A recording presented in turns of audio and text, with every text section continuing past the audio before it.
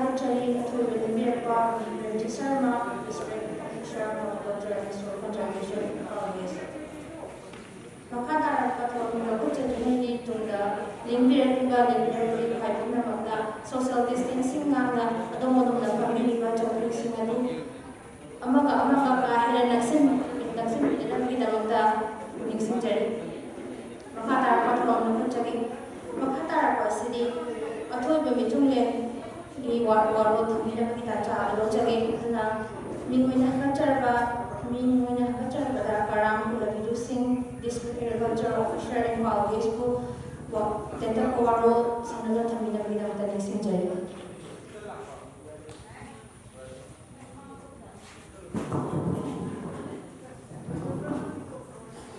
nasi meraki marini pan ba leba ko mi ko ke tam kun Anoba semiro lesin lambe na awang kuno ki wangkung hele kai ki awang honda angkui wa ki sak lomi sing sakta se engko koi thoro masida apai ki tai se den mi le ba e koti koti ba ngi tiro koti pende chano apai ki mo wa ki sen kojo bisa ki ai ma chan sing Anoba Civil President, the Human Cabinet of Chandrani, Amadi, the ex serviceman, the Thomas Ram Keva, Amadi, Imam Intermediate, Citizen, Sidino, Kakumbasing, Baruena, Batamana, I hope you are praise key, Mediani, Chinopsing, Mayamuno, Formonjari. The Siena, okay, Sakta, Hammer Car, I think I know I am Kentan Tanjake. Hammer Car has a Isaac of India government as a terrible Adhar Card, Sumaina, a locally have a say, Masiki, a way of Sava, a Praman country, Masida Adhar number, they can get no telephone number, Aduga Isaac Pata number, Loyo York. 100K, COVID-19, a hammer of Goropa, maybe however they gave Sanuki Magi, and with a few Matomsida, a department. Urea fertilizer je ba timing se da farmer sing na sathok te sin ja da ba matam da pe khabar par sing put lo hai na to mai na mokoi logi ni ha bi do pe security kam sing mokoi da yang bhajan kai ko no pi rakhe adu ga mokoi da kai mo disturbance ni na pe da telephone to na to mai ko na pe security kam sing da wa tai cha da logi sing na mo te no pe yang bhajan ma tem kam bi adu na apai Sino, season, ito kung masih tangai pada idea. Kaya masih ada cerita nanda ni ko, leho ba taruh besu, kaya ibon sa, kaya mo itu sini bila ka, kaya no pai mo kan sih. Karena aku patah kalau kamu tu, adu na kaya tenan lain tu begini. Apa publik patah ada kalau tenan lagi apa dosan sa adu kaya lono ki logi sagi patare ko mi siyo ni na lasan ko yo ni na apa he halo matam da patara ka le matam da chi ka sin ko dei ni adu masih medi tangai ka na semani ni adu ga apa poti ka sa ki por sai ngan na la ko ni na mo ko ni kisan ka ni tai ka la ni na pe ki rasana mayan apa RTM sugum RTM ni mo da la se tomato kami sumber onion apa ini kilo baru juga Hawaii bin semua macam apa ini lapar ni apa ini kerja di mana ni na apa ni Philippines hai na ko antara lapar tu si Hawaii juga Jehu masih mungkin sungsoi suara orang saya jadi Hawaii Missouri le dengan sudah sana si Juyau ni ada juga Jehu si aku makan saya kita apa ini Desember detik aku ni kita ni ada kalau tak ada nong Juli na Juzi maku yang napam ni pemanung dah pergi maju marasu kalau termasuk maku yang ini. Adu nama thang kita kisah ini thang itu terkara ina berusaha ina thapa logising di meranggun dah pari mapan berpun dah pari karam thapa wangu tu thapa. Adu maku itu kotor saja apa department apa lebih dah ina semua ada berpun dah ina you semua lebih tu. Ada you semua macam mana Ini terlupa kontrak ada. Pakai wah tu betul Jehu sini. Macam zero to less na saya buat ekspansi apa je, ni macam mana ini nama tu ni. ꯏꯅꯤꯜ ꯂꯩꯔꯤꯉꯩꯗꯀꯣ ꯁꯤ ꯑꯩꯈꯣꯏꯒꯤ ꯂꯧ ꯐꯥꯎꯔꯤꯁꯦ ꯃꯁꯤ ꯏꯁꯤꯡ ꯊꯨꯝꯗ꯭ꯔꯗꯤ ꯍꯪꯒꯥꯝ ꯅꯠꯇ꯭ꯔꯒ ꯒꯦꯍꯨꯁꯨ ꯍꯨꯟꯕ ꯌꯥꯏꯑꯕ ꯑꯗꯣ ꯍꯟꯗꯛꯁꯨ ꯑꯩꯈꯣꯏ ꯑꯣꯔꯒꯅꯥꯏꯖꯦꯁꯟꯁꯤꯅ ꯑꯅꯧꯕ ꯁꯦꯟꯃꯤꯠꯂꯣꯟꯅ मीटिंग में तौर कम जगह हवाई थाजीगे कम जगह हंगाम थाजीगे कम गेहूं थाजीगे है अखोई डायरेक्ट नोने लोबी लापी इसा ऑफिसकी गाड़ी थींजरके तौदो एरिया अखोई सलाम HD और सब डिविजन ऑफिसर ऑफिस लेबनी अखोई पाव पीबीरो अखोई एरिया सूबना अखोई फिल्ड स्टाफ एरिया अखोई रिपोर्ट पीरक फोटो अखोई थींजरके हुनमीनसे वोक्रे पीजरके तौदबो अगर मतंग पंजनीबना अखोई लोखम यामदब संगमगुम लौखाईगुम वारूब याद इसा लेबीरो अखोई कंपेक्ट तौर मैमना लौफम की लौबीरो लौबीरो अखोई सूमाय पोचे पुरबी हयें सेंदों हंगाम थारे हंगाम फाउद अखोई पीरके गेहूं तौरे याम तकनब मैम अखोई मोदी पीजरके गेहूं मौल चाजो हाउबनी अदुमाय तौर मोई वारी वाई सानरगे कंपेक्ट होनबीरो मीडिया के मीनाउसिंग लाबदू फोटोना लौप नुआना अखोई डिपार्टमेंट फिल्म पुथोके होनजरी हजे मतें मतें वीडियो लौर इम्फाल वेस्ट संगाईथेन हंगाम थाई संगाईथेन हाँ हंगाम हुनगरे संगाईथेन की मोमो गायना मैं हंगाम हुनजनगरने कहोदा हिस्टोरिकल पार्क हाँ लेग्रब देवेन मतंगी मेरे उदिनो मनादसु अखोइना ऑयल फार्म ट्रीना खर थारी अखोइगे हुजिक पाम ऑयल मसी अखोइ हान खर थाबा होरे मरुद अखोइ हॉर्टिकल्चर की पोट पीरेना हाय अखोइ अकाई फार्मर्सना मधुकी मरुम मरुद अखोइ इंटरक्रॉपिंग हवाई मोद दिसनदोइने सुमाय तौना अखोइ अहाम जगह से मौसादी मी यामदे हुजिक मी यामरबो जगह ने पिकनिना अखोइ पोथोक्सी वातनबा कम थाजीगे मैम तानरगा ट्रॉपिंग सिस्टम बेस नामीगो अखोई मरीरक उनबदो होनजे अगर अतोप कंट्री चसरोद फिलीपींस विंटर सोई लेके मैं चाही अहम लौरी मोदी इंटरनेशनल राइस रिसर्च इंस्टीट्यूट अखोई वर्ल्ड मोदी इंगमदा लेटबनीको फौजे असाबद चानब कहोना मरु मरांग मोदी चही फौज अहमलक थाई अखोई फौ लोन चही थाबू अतोप फौरे फटोब इनी लेनी चानब हंगाम गेहूं नत्रग कंगा खर थोंब अपडेट एरिया हवाई मंगल नत्रग आलू कई तौरको मथंगी थबी नत्रग अखोई तरबूजा सिंह थानब सेबोट थाबे प्लान तौसे अदुबो अखोइना लोइनमक लौमीद लोइनम मतमजु कायथोप यादबनिना लेबर इसा इशूसिंगजे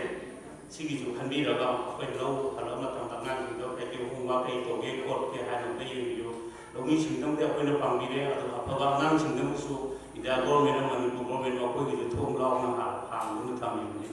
अखोइ थंगब यूम वांगना सागिबा गाड़ी अहम लेते कलगी अदु इसाना अफबदिको हराउबनि अदु लेंगदोलनि इसानि हौजिक MCS officers ICS Indian police service MPS लौदि नॉट ए सिंगल पैसा किंगडमनि स्कूल तमी इसा इशूसिंगे स्कूल अतक यामरे ऐसा पन्बीब निर्मागास्ता रिटर्न फ्लॉट सेजोस मिंचम फंगे कैसु कायदे अखोई होनर मसा की पीथोप इनबोर्न क्वालिटी आगाम सोनी यावंगने मा लौमी होनजिरा उसु होनजिरा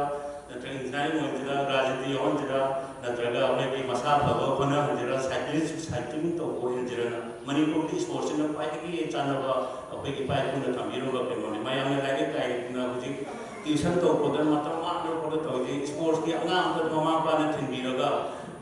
कनामत यौबीदबने पैसा थादबीदनो कोचिंग की ओजा फजन यूम कौर कमाय लंपाक साइक्लिंग कमाय तौबदगी बॉक्सिंग कमाय तौबदगी फुटबॉल कमाय सानगदे है अखोई इमा इपा पंथा थादोवानी मसाना कन्नो होनजबदगी मोई अखोई स्पोर्ट्समैन अफाव ओइखेबने अदु लाइक नत्रजु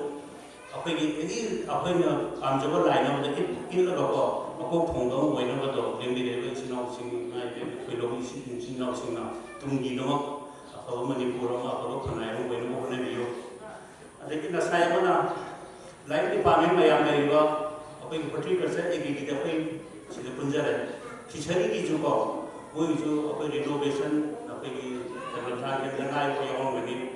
अतोपा अखोई ꯀꯩꯅꯣꯒꯨꯝꯕ ꯃꯥꯏ ꯅꯨꯄꯥ ꯋꯥꯡꯒꯣꯏꯗꯗꯤ ꯉꯥꯒꯤ ꯐꯥꯝ ꯌꯥꯝ ꯂꯩꯈ꯭ꯔꯦ ꯑꯗꯣ ꯁ꯭ꯋꯥꯏꯗ ꯉꯥ ꯌꯣꯛꯄ ꯌꯥꯎꯕ ꯄꯨꯈ꯭ꯔꯤ ꯇꯧꯕꯁꯨ ꯃꯣꯏꯒꯤꯀꯣ ꯐꯤꯁꯔꯒꯤ ꯂꯩꯗ ꯉꯥ ꯃꯆꯥ ꯐ꯭ꯔꯤꯗ ꯄꯤꯕꯅꯤ ꯑꯗꯩ ꯚꯦꯇꯤꯅꯔꯤꯒꯤꯁꯨ ꯃꯣꯏꯅ ꯑꯣꯛ ꯃꯆꯥ ꯌꯦꯟꯅꯥꯎ ꯃꯆꯥ ꯃꯇꯝꯒꯤ ꯆꯍꯤ ꯈꯨꯗꯤꯡꯒꯤ ꯃꯣꯏ ꯕꯦꯅꯤꯐꯤꯠꯁꯦ ꯈꯟꯕꯅꯦꯕ ꯑꯗꯨꯅ ꯆꯦꯟ ꯆꯣꯡꯕꯗ ꯏꯆꯤꯜ ꯏꯅꯥꯎꯁꯤꯡꯅ ꯈꯤꯇꯪ ꯃꯇꯝ ꯃꯥꯡꯊꯣꯛꯂꯒ ꯈꯥꯏꯗꯣꯛꯄꯤꯔꯣ ꯑꯅꯧꯕ ꯁꯤꯚꯤꯜ ꯒ꯭ꯔꯨꯞꯇꯣ ꯃꯥꯅ ꯐꯤꯁꯔꯤꯒꯤ ꯆꯪꯍꯜꯂꯁꯤ ꯃꯣꯏꯅ ꯑꯦꯒ꯭ꯔꯤꯗ ꯆꯪꯍꯜꯂꯁꯤ ꯑꯗꯨꯒ ꯃꯣꯏꯅ ꯑꯇꯣꯞꯄ ꯍꯣꯔꯇꯤꯀꯜꯆꯔ ꯆꯪꯍꯜꯂꯁꯤ ꯇꯧꯔꯒꯅꯦ ꯉꯁꯥꯏ ꯄ꯭ꯔꯦꯝꯖꯤ ꯁꯔꯅ ꯍꯥꯏꯕꯤꯈꯤꯕ ꯃꯣꯏꯗ ꯔꯦꯁꯇꯥꯔ ꯇꯧꯁꯤꯟꯕꯤꯔꯣ ꯃꯊꯪꯒꯤ ꯆꯥꯅꯕ ꯃꯔꯨ ꯃꯔꯥꯡꯗꯣ ꯑꯗꯨꯃꯥꯏꯅ ꯇꯧꯕ ꯍꯦꯛ ꯂꯥꯛꯄꯒ ꯑꯩꯈꯣꯏꯒꯤ ꯐ꯭ꯔꯤꯗ ꯐꯪꯅꯕꯗꯣ ꯁꯨꯃꯥꯏꯅ ꯍꯣꯠꯅꯕꯤꯌꯨ ꯑꯩꯈꯣꯏ ꯌꯨꯝꯗ ꯁꯨꯝ ꯂꯩꯔꯒ ꯑꯩꯈꯣꯏꯒꯤ ꯂꯩꯃꯨꯡ ꯐꯝꯃꯒ ꯑꯗꯨꯒ ꯑꯩꯈꯣꯏ ꯃꯇꯝ ꯃꯥꯡꯍꯟꯕ ꯋꯥ ꯉꯥꯡꯅꯗꯤ ꯁꯔꯨꯛꯄꯨꯗꯤ ꯈꯔ ꯆꯠꯂꯒ ꯃꯤꯅꯥꯁꯨ ꯁꯤꯡꯕ ꯃꯌꯥꯝꯒꯤꯁꯨ ꯑꯩꯈꯣꯏꯒꯤ ꯑꯅꯧꯕ ꯁꯦꯟꯃꯤꯠꯂꯣꯟꯒꯤ ꯆꯥꯎꯈꯠ ꯊꯧꯔꯥꯡꯒꯤꯁꯨ ꯃꯇꯦꯡ ꯑꯣꯏꯅꯕ ꯏꯆꯤꯜ ꯏꯅꯥꯎꯁꯤꯡꯅ ꯈꯪꯅ ꯆꯥꯟꯅꯕ ꯑꯣꯐꯤꯁꯤꯌꯦꯜ ꯂꯩꯔꯝꯒꯅꯤ ꯑꯇꯣꯞꯄ ꯗꯤꯄꯥꯔꯠꯃꯦꯟꯒꯤ ꯑꯗꯨꯝ ꯍꯣꯠꯅꯍꯟꯅꯤꯡꯉꯤ ꯑꯗꯒꯤ ꯑꯃꯅ ꯑꯩꯈꯣꯏ ꯏꯅꯥꯎꯆꯪꯕꯅ ꯉꯁꯥꯏ ꯑꯩꯉꯣꯟꯗ ꯄꯟꯕꯤꯈꯤꯕ ꯀꯤꯁꯥꯟ ꯀ꯭ꯔꯦꯗꯤꯠ ꯀꯥꯔꯗꯅ ꯑꯃ ꯍꯧꯖꯤꯛ ꯃꯌꯥꯝꯅ ꯇꯥꯕꯤꯌꯨ ꯑꯦꯀꯥꯎꯟꯗ ꯂꯨꯄꯥ ꯍꯥꯟꯅ 2,200 ꯍꯧꯖꯤꯛ ꯊꯥ 4-4ꯒꯤ ꯍꯧꯖꯤꯛ 3,000 ꯑꯣꯏꯈ꯭ꯔꯦ ꯀꯤꯁꯥꯟ ꯀ꯭ꯔꯦꯗꯤꯠ ꯀꯥꯔꯗꯁꯦ ꯑꯩꯈꯣꯏ ꯑꯦꯒ꯭ꯔꯤꯗꯗꯤ ꯌꯥꯝꯅ ꯑꯩ ꯀꯃꯥꯏꯅ ꯇꯧꯒꯦꯅ ꯇꯁꯦꯡꯅ ꯃꯁꯤ ꯏꯟꯗꯤꯌꯥ ꯒꯣꯔꯃꯦꯟꯅ ꯑꯩꯈꯣꯏꯒꯤ ꯑꯣꯅꯔꯦꯕꯜ ꯄ꯭ꯔꯥꯏꯝ ꯃꯤꯅꯤꯁꯇꯔ ꯍꯧꯖꯤꯛ ꯑꯣꯏꯔꯤꯕ ꯅꯔꯦꯟꯗ꯭ꯔ ꯃꯣꯗꯤ ꯃꯇꯝꯗ ꯋꯦꯕꯁꯥꯏꯠ ꯑꯃ ꯊꯥꯗꯣꯛꯑꯦꯕ ꯂꯧꯃꯤꯁꯤꯡꯒꯤꯗꯃꯛꯇ ꯋꯦꯕꯁꯥꯏꯠꯁꯤꯗ ꯀꯃꯥꯏꯅ ꯇꯧꯒꯦꯗ ꯑꯩꯈꯣꯏꯒꯤ CSS ꯍꯥꯏꯇꯥꯔꯦ ꯀꯃꯟ ꯁꯥꯔꯚꯤꯁ ꯁꯦꯟꯇꯔꯅ ꯑꯩꯈꯣꯏꯒꯤ ꯄꯥꯟ ꯀꯥꯔꯗ ꯁꯦꯝꯕ ꯖꯦꯔꯣꯛꯁ ꯇꯧꯕ ꯗꯨꯀꯥꯟ ꯃꯆꯥ ꯃꯆꯥꯁꯤꯡꯅ ꯃꯣꯏꯅ ꯋꯦꯕꯁꯥꯏꯠꯁꯤ ꯊꯦꯡꯅꯕꯗꯒꯤ ꯈꯪꯅ ꯆꯥꯟꯅꯕ ꯃꯆꯤꯟ ꯃꯅꯥꯎ ꯗꯨꯀꯥꯟ ꯐꯝꯕ ꯃꯌꯥꯝꯁꯤ ꯃꯣꯏꯅ ꯑꯙꯥꯔ ꯃꯃꯤꯡ ꯑꯙꯥꯔꯗ ꯍꯥꯞꯆꯤꯜꯂꯒ ꯏꯟꯗꯤꯌꯥ ꯒꯣꯔꯃꯦꯟꯅ ꯊꯥꯈꯤꯕ ꯑꯗꯨꯒ ꯑꯩꯈꯣꯏꯒꯤ DCꯒꯤ ꯁ꯭ꯇꯥꯐꯇꯁꯨ ꯑꯩꯈꯣꯏꯒꯤ SDOꯁꯤꯡ ꯑꯗꯨꯒ SDCꯁꯤꯡ ꯑꯩꯈꯣꯏꯗꯁꯨ ꯇꯧꯕ ꯈꯔ ꯌꯥꯎꯕꯖꯥꯠꯅꯤ ꯑꯗꯨ ꯁꯦꯔꯥꯟ ꯇꯨꯔꯥꯟ ꯍꯥꯞꯆꯤꯟꯈꯤꯕꯒꯤ ꯍꯟꯗꯛ ꯂꯤꯂꯣꯡꯗꯒꯤ ꯑꯃꯅꯦ ꯕꯤꯁꯦꯝꯄꯨꯔꯗꯒꯤ ꯑꯃꯅꯦ ꯊꯧꯕꯥꯜꯗꯒꯤ ꯑꯃꯅꯦ ꯃꯣꯏ ꯁꯁꯄꯦꯟ ꯄꯤꯈꯤ ꯏꯟꯗꯤꯌꯥ ꯒꯣꯔꯃꯦꯟ ꯍꯧꯖꯤꯛ ꯀꯟꯅ ꯆꯦꯛ ꯇꯧꯔꯤꯕ ꯍꯧꯖꯤꯛ ꯋꯦꯕꯁꯥꯏꯠꯁꯦ ꯀ꯭ꯂꯣꯖ ꯇꯧꯔꯤꯕꯅꯤ ꯑꯗꯨꯒ ꯍꯥꯡꯈꯤꯅꯤ ꯍꯥꯡꯕ ꯃꯇꯝꯗ ꯃꯌꯥꯝ ꯑꯃꯨꯛ ꯇ꯭ꯔꯥꯏ ꯇꯧꯕꯤ ꯍꯧꯖꯤꯛ ꯍꯥꯟꯅ ꯀꯤꯁꯥꯟ ꯀ꯭ꯔꯦꯗꯤꯠ ꯀꯥꯔꯗ ꯄꯥꯏꯕ ꯀꯥꯡꯕꯨꯁꯤ ꯆꯨꯔꯆꯥꯟꯄꯨꯔ ꯃꯅꯤꯄꯨꯔ ꯈ꯭ꯋꯥꯏꯗꯒꯤ ꯋꯥꯡꯉꯤ ꯆꯨꯔꯆꯥꯟꯄꯨꯔ ꯗꯤꯁꯇ꯭ꯔꯤꯛꯅ ꯑꯗꯨꯅ ꯊꯕꯛ ꯁꯨꯅꯤꯡꯗꯅ ꯄꯩꯁꯥ ꯇꯥꯟꯕꯁꯦ ꯑꯩꯈꯣꯏ ꯆꯤꯡꯃꯤꯁꯤꯡ ꯏꯆꯤꯜ ꯏꯅꯥꯎꯁꯤꯡꯅ ꯈꯔ ꯍꯦꯟꯕ꯭ꯔꯥ ꯈꯜꯂꯤ ꯑꯇꯣꯞꯄ ꯌꯥꯎꯔꯝꯃꯁꯨ ꯆꯤꯡꯃꯤ ꯏꯆꯤꯜ ꯏꯅꯥꯎ ꯅꯤꯉꯣꯜꯁꯤꯡ ꯏꯆꯦꯁꯤꯡ ꯌꯥꯎꯕꯤꯔꯁꯨ ꯋꯥꯔꯧꯕꯤꯒꯅꯨ ꯊꯕꯛ ꯁꯨꯗꯅ ꯄꯩꯁꯥ ꯇꯥꯟꯕꯁꯦ ꯆꯤꯡꯒꯤ ꯍꯩꯅꯕꯤ ꯑꯃ ꯁꯤꯒꯨꯝꯕꯗ ꯑꯩ ꯍꯥꯟꯅ ꯄꯣꯁꯇꯤꯡ ꯇꯥꯔꯛꯄ ꯆꯤꯡꯗ ꯇꯥꯔꯛꯄꯗ ꯁꯤꯒꯨꯝꯕ ꯈꯔ ꯊꯦꯡꯅꯔꯤ ꯏꯝꯐꯥꯜ ꯋꯦꯁꯇꯒꯗꯤ ꯄꯨꯔꯥ ꯇꯣꯇꯦꯜꯂꯤ ꯀꯟꯇ꯭ꯔꯥꯁꯅꯤ ꯑꯩꯒꯤ ꯁꯥꯔꯚꯤꯁꯁꯤ ꯃꯍꯥꯎꯁꯦ ꯏꯝꯐꯥꯜ ꯋꯦꯁꯇ ꯂꯥꯛꯑꯒ ꯐꯖꯅ ꯈꯪꯉꯦ ꯑꯗꯨꯛꯀꯤ ꯃꯇꯤꯛ ꯐꯥꯔꯃꯔꯁꯤꯡꯁꯦ ꯏꯅꯣꯁꯦꯟ ꯑꯣꯏ ꯃꯕꯨꯛ ꯁꯦꯡꯉꯤ ꯇꯥꯟꯅꯕ ꯁꯤ ꯇꯧꯕ ꯌꯥꯔꯗꯤ ꯌꯥꯝ ꯌꯨꯅꯤꯇꯤ ꯑꯣꯏ ꯑꯗꯨꯅ ꯑꯩꯗꯤ ꯍꯌꯦꯡ ꯄꯦꯟꯁꯤꯟ ꯆꯠꯂꯁꯨ ꯂꯧꯃꯤ ꯏꯆꯤꯜ ꯏꯅꯥꯎꯁꯤꯡꯒꯤ ꯑꯩꯅ ꯄꯥꯏꯈꯠꯅꯤꯡꯕ ꯅꯤꯡꯕ ꯊꯨꯡꯍꯧꯗ꯭ꯔꯕ ꯑꯩꯒꯤ ꯁꯔꯨꯛ ꯈꯔ ꯄꯨꯟꯁꯤꯒꯤ ꯁꯔꯨꯛ ꯈꯔꯗꯤ ꯃꯈꯣꯏꯒꯤ ꯈꯨꯠꯁꯝꯅꯔꯒ ꯑꯩ ꯍꯤꯡꯒꯦ ꯍꯥꯏꯅ ꯑꯆꯦꯠꯄ ꯑꯗꯨꯝ ꯊꯝꯖꯔꯤ ꯑꯗꯨꯒ ꯑꯔꯣꯏꯕ ꯑꯣꯏꯅ ꯑꯩꯅ ꯃꯇꯥꯡꯁꯤꯗ ꯍꯥꯏꯖꯅꯤꯡꯕꯗꯤ ꯍꯧꯖꯤꯛ ꯑꯩꯈꯣꯏꯅ ꯄꯣꯠꯁꯤ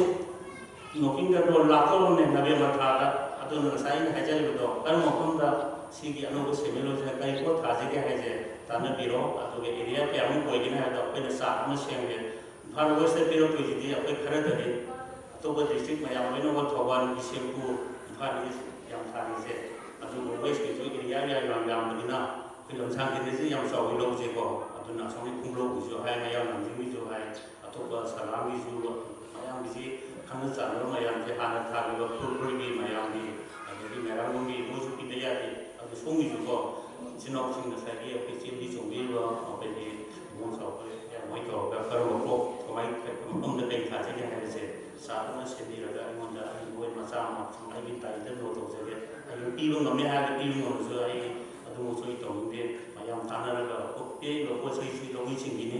ꯑꯗꯨꯒ ꯊꯤꯜꯂꯛꯄꯁꯨ ꯑꯩ ꯏꯁꯥꯃꯛ ꯌꯥꯎꯕ ꯊꯤꯟꯖꯔꯒꯦ ꯍꯨꯟꯃꯤꯟꯅꯁꯤ ꯊꯥꯃꯤꯟꯅꯁꯤ ꯑꯗꯨꯒ ꯑꯐꯕ ꯄꯣꯠꯊꯣꯛ ꯑꯣꯏꯔꯒ ꯑꯩꯈꯣꯏ ꯋꯥꯠꯇ ꯄꯥꯗꯕ ꯃꯅꯤꯄꯨꯔ ꯏꯔꯝꯗꯝ ꯍꯥꯏꯕ ꯑꯃ ꯑꯣꯏꯍꯟꯃꯤꯟꯅꯁꯤ ꯍꯥꯏꯕ ꯃꯇꯥꯡꯁꯦ ꯇꯦꯟꯁꯤꯟꯖꯔꯤ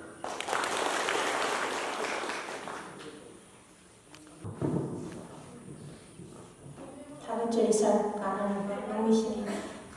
ꯌꯥꯝ ꯑꯁꯨꯛꯀꯤ ꯃꯇꯤꯛ ꯀꯥꯟꯅꯔꯕ ꯋꯥꯔꯣꯜ ꯀꯌꯥ ꯊꯝꯕꯤꯔꯕꯒꯤꯗꯃꯛꯇ ꯃꯈꯥ ꯇꯥꯔꯛꯄ ꯑꯁꯤꯗꯤ ꯑꯁꯤꯒꯤ ꯊꯧꯔꯝ ꯑꯁꯤꯒꯤ ꯀꯥꯔꯗ ꯌꯦꯟꯊꯣꯛꯄꯒꯤ ꯂꯧꯃꯤꯁꯤꯡꯒꯤ ꯀꯥꯔꯗ ꯌꯦꯟꯊꯣꯛꯄꯒꯤ ꯊꯧꯔꯝ ꯑꯗꯨ ꯂꯧꯈꯠꯆꯒꯦ ꯑꯗꯨꯅ ꯑꯩꯈꯣꯏꯅ ꯀꯥꯔꯗ ꯑꯁꯤ ꯃꯤꯄꯨꯝ ꯈꯨꯗꯤꯡꯃꯛꯀꯤ ꯀꯥꯔꯗ ꯁꯥꯈꯤꯕ ꯈꯨꯗꯤꯡꯃꯛ ꯌꯦꯟꯊꯣꯛꯄꯗꯤ ꯉꯝꯖꯗ꯭ꯔꯦ ꯍꯥꯏꯕꯗꯤ ꯃꯇꯝꯒꯤ ꯈꯤꯇꯪ ꯈꯨꯌꯧꯅꯕ ꯂꯩꯕꯅ ꯑꯗꯨꯅ ꯑꯈꯟꯅꯕ ꯃꯤꯑꯣꯏ ꯈꯔꯗ ꯈꯪꯍꯟꯖꯗꯨꯅ ꯌꯦꯟꯊꯣꯛꯆꯒꯦ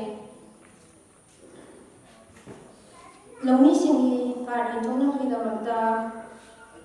ꯑꯍꯥꯟꯕ Ngasheppam ꯔꯘꯨ Meitei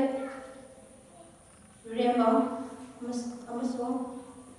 Sabam Memcha Devi Yurembambu Card Pibinabagidamata Nasigi Thoromapu Ibiriba Ke Kuzaduku Gulun Sinjari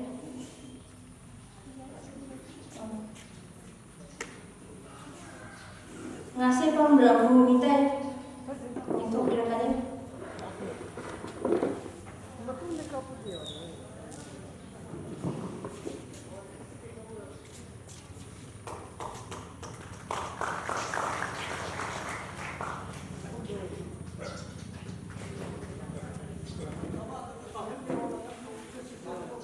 Sabam Memcha Devi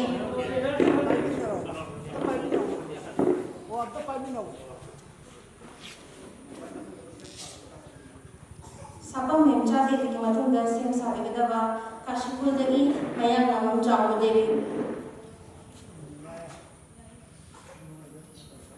Sar Ahum Sar Natende Sar Ahum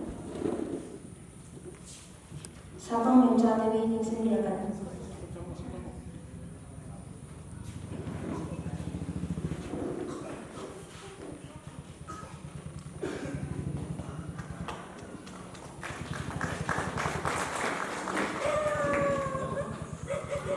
Matanda Maya Namam Chawu Devi Kashipur Nisimirakan Maya Nahu Aku Bam Tam Devi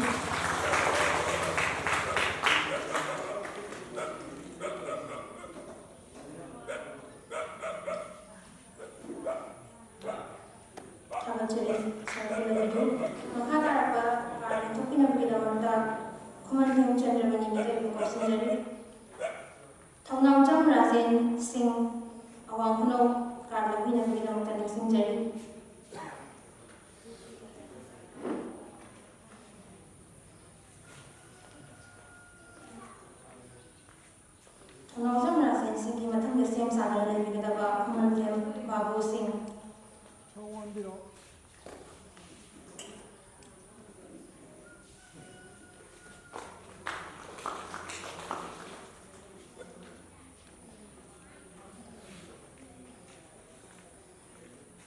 Kali itu pada mayana bakuba kubina-bina penising jari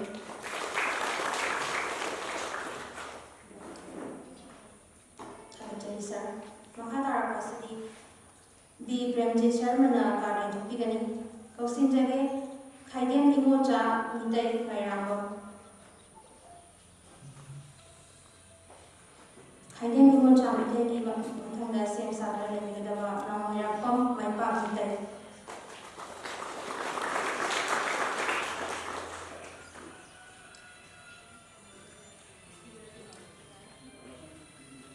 namanya pam maipa mitai yang sendirian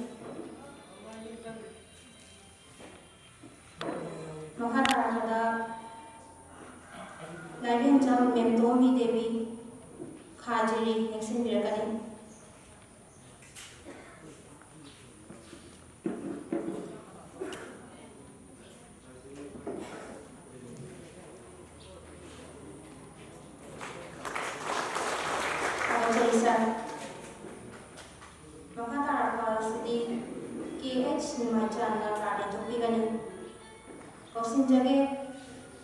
Samon Premjit Singh Madhuzam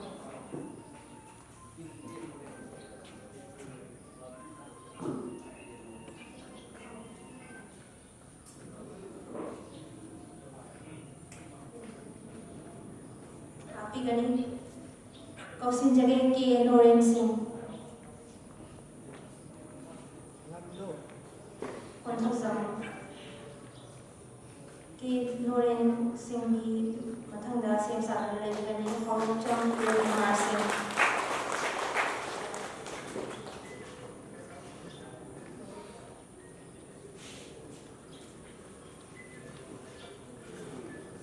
Hongchang Kumar Singh Madhuzam Thank you sir. Makatara Pasidi Seram Tim Masingna Karna Topigani Kausin Jage Nasipam Ibeyana Devi Kabonho Nasipam Ibeyana Devi Kabonho Napigani Makha tarakpada Ngasibam Ibecha Devi Taboko.